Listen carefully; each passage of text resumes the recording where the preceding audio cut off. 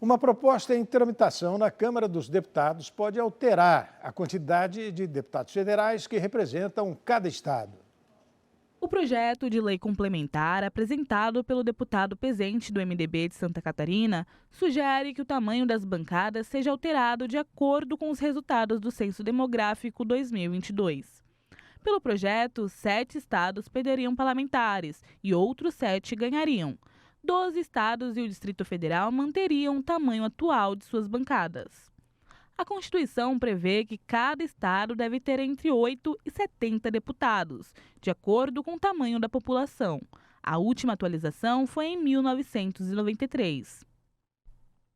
Os estados mais beneficiados, se a proposta for aprovada, seriam Pará e Santa Catarina, que teriam um aumento de 4 deputados federais cada. Já o Rio de Janeiro perderia o maior número de cadeiras. A bancada passaria de 46 para 42 deputados. A proposta prevê ainda que, no ano anterior a toda eleição, o tamanho das bancadas seja automaticamente ajustado, de acordo com os últimos dados populacionais disponíveis. Para ser aprovado, o projeto precisa passar pelas comissões e ser aprovado no plenário da Câmara por maioria absoluta, ou seja, 257 deputados. Em seguida, iria ao Senado, onde precisaria de 41 votos favoráveis. Não há previsão de quando isso deve acontecer. O ex-ministro da Economia do Brasil, Paulo Guedes, entrou como sócio em uma empresa de investimentos com capital de 11 bilhões de reais. O ex-ministro de Jair Bolsonaro começa efetivamente no cargo já na próxima semana e será responsável por montar um time de executivos com foco em reestruturação de empresas.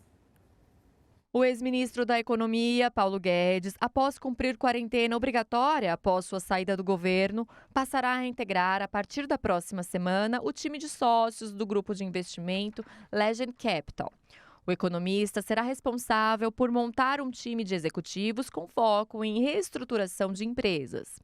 O grupo reúne as empresas Legend Wealth Management, dedicada à consultoria na gestão de fortunas, e a Legend Investimentos, assessoria de investimento ligada ao BTG Pactual. Segundo a companhia, Guedes tem se integrado à corporação nos últimos meses e assume oficialmente a posição na companhia na próxima semana. Como ex-ministro de Estado, Guedes teve que cumprir quarentena de 6 meses após o término de seu mandato, antes de poder voltar a atuar na iniciativa privada. A empresa conta com capital de 11 bilhões de reais, sob gestão e operações em São Paulo, Rio de Janeiro e Miami, nos Estados Unidos.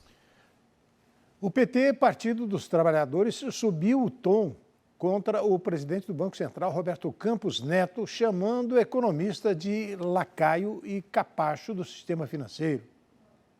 Cada vez mais irritado com Roberto Campos Neto, o PT subiu ainda mais o tom contra o presidente do Banco Central e o chamou de lacaio e capacho em texto publicado em seu site. O texto fazia comentários sobre uma entrevista dada por Campos Neto à gestora de fundos americana BlackRock, em que defendia terceirizar a gestão das reservas brasileiras. De acordo com o partido, trata-se de um ataque contra o Brasil tão grave quanto a tentativa de golpe de Estado no dia 8 de janeiro. As críticas se somam aos comentários negativos feitos por dirigentes petistas sobre Campos Neto em razão da demora na redução da taxa de juros. A presidente do partido, Gleisi Hoffmann, tem sido uma das mais enfáticas contra o presidente do BC, inclusive aderindo a um abaixo-assinado que pede a saída dele do cargo. O mercado financeiro reduziu a projeção para a inflação no Brasil este ano. Os dados foram publicados no Boletim Focus do Banco Central. O mercado financeiro reduziu a projeção para a inflação do Brasil em 2023. O índice de preços ao consumidor amplo, IPCA, passou de 4,95% para 4,90%. Segundo o Conselho Monetário Nacional, a meta de inflação para este ano é de 3,25%. Já nos anos de 2024 e 2025, a mediana das expectativas também indicam queda, de 3,92% para 3,09%. e de 3,55% para 3,5%, respectivamente.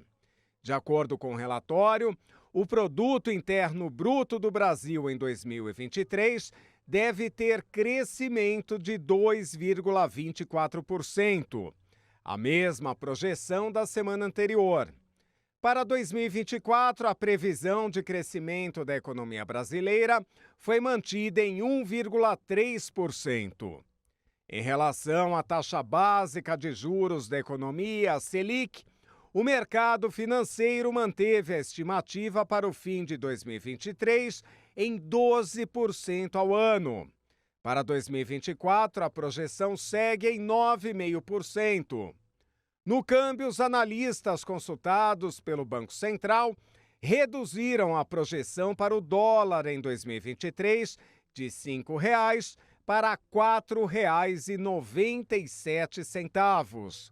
Para 2024, a estimativa foi mantida em R$ 5,05. O Boletim Focus costuma sair às segundas-feiras, mas nessa semana o Banco Central decidiu por adiar a divulgação para a terça, visando prestigiar a estreia da seleção brasileira na Copa do Mundo Feminina, que venceu o Panamá por 4-0. O Conselho Curador do Fundo de Garantia do Tempo de Serviço, FGTS, decidiu, nesta terça-feira, distribuir 12,7 bilhões de reais aos trabalhadores com contas vinculadas. O valor foi definido durante reunião do Conselho do Fundo em Brasília. Montante representa 99% do lucro obtido em 2022 e é menor do que foi distribuído no ano passado, quando foram repassados 13,12 bilhões de reais. Com o repasse aprovado, os trabalhadores terão um ganho real, descontada a inflação de 1,3% nas contas vinculadas. De acordo com a Caixa Econômica, a distribuição dos lucros do FGTS é prevista em lei e tem como meta elevar a rentabilidade das contas vinculadas do trabalhador. Por lei, cabe ao Conselho Curador do FGTS autorizar a distribuição dos lucros e à Caixa fazer a operação de crédito nas contas dos trabalhadores. Segundo a Caixa Econômica Federal, o valor referente à distribuição de resultado é proporcional ao saldo da conta vinculada posicionado em 31 de dezembro do ano base do resultado auferido e o crédito ocorre até o dia 31 de agosto no ano seguinte. Esse valor é obtido por meio da multiplicação do saldo existente na sua conta pelo índice de distribuição aprovado pelo Conselho Curador do FGTS.